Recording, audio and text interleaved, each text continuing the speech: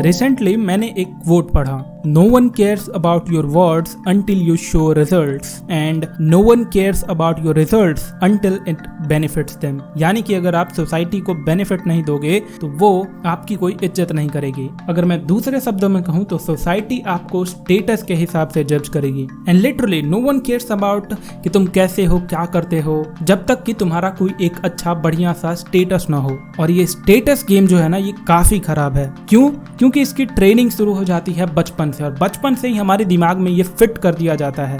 कैसे? तो जब हम 4 से 12 साल की एज में होते हैं तब हम अपने दोस्तों से लड़ाई करते रहते हैं। हम उनको दिखाते रहते हैं कि मेरे पास ये स्टेशनरी है, देख मैं इस कंपनी के रबर, पेंसिल, शार्पनर ये यूज करता हूँ। कार्ड्स के कलेक्शंस दिखाते हैं, जो कि मैं भी करता था जब मैं भी 7-8 साल का था। And gaming gadgets, of course मैंने भी वीडियो गेम खरीदे थे अपने दोस्तों को दिखाने के लिए, है ना। अब ये बातें मैं आपको इसलिए बता रहा हूँ क्योंकि ये चीज मैंने फील की है। अब जब हम एज 13 to 16 में आते हैं तब हम बात करते हैं स्पोर्ट्स की। मैं फुटबॉल खेलता हूँ, तू क्रिकेट खेलता है। अरे क्रिकेट तो इंडिया में बहुत बड़ा गेम है, फुटबॉल वालों की कोई इज्जत नहीं करता। अरे पॉप कल्चर के बारे में तू जानता क्या है ना। जब हम थोड़े और बड़े होते हैं, 16 to 18 की एज में आते हैं, तब हम बातें करते हैं कि अरे मैं यहाँ पे पार्टी करके आया, 5 स्टार में गया था, 7 स्टार में गया था। अरे मैं तो फार्म हाउस में गया था, ठीक है, स्विमिंग पूल में नहाया था, वहां पे हमने बहुत सारी लोकेशंस पे पार्टी की है, ठीक है। मैं गुच्ची के कपड़े पहनता हूँ, तू तो 99 रुपीज वाले डीमार्ट के कपड़े पहनता है, और मेरी इतनी सारी गर्लफ्रेंड्स हैं भाई, मेरे को तो कोई देख के ना लड़की यूं ही मिल जाएगी। ये सारी बातें करते हैं कब? जब हम 16 to 18 में होते हैं। आपको ये सारी चीजें ऑब्जर्व करते हुए चल रही है, क्योंकि यहाँ से ही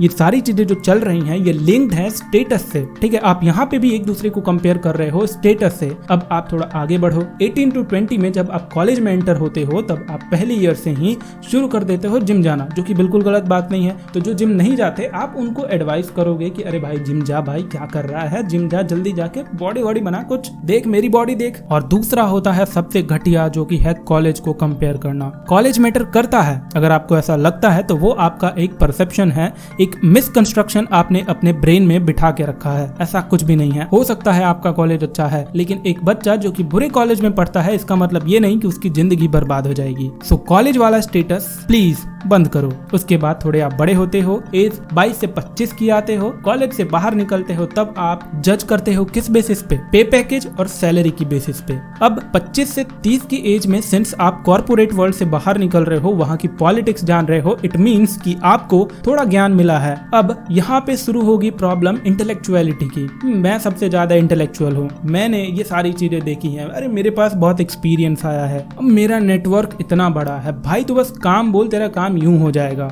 और 30+ के बाद शुरू होता है असली वाला स्टेटस गेम, जो कि है अरे समाज क्या कहेगा, रुको 4-5 कार ही खरीद लेते हैं, पैसे जब आ रहे हैं तो। अरे यहाँ प्रॉपर्टीज खरीद रखी हैं हमने, और बाकी पीछे की जो भी चीजें हमने मेंशन की वो आप 30+ के बाद करते हो। So the problem is this Indian society is a status driven society where it is taught to judge anyone on the basis of the status he or she owes. The sooner you learn to break out of this status game, the more you will grow. किसी को भी status के basis पे जज करना बिल्कुल गलत है, और किसी को गलती के बेसिस पे भी जज करना, रिमेंबर दैट, वो भी बिल्कुल गलत है। सो जल्दी से बाहर निकलो इस स्टेटस गेम से और एक दूसरे को रेस्पेक्ट करना सीखो। तो तुमसे छोटा हो चाहे बड़ा हो, चाहे तुम्हारी बराबरी का हो। मिलते हैं अगले वीडियो में, तब तक के लिए this side Mohit signing off. Till then, good bye.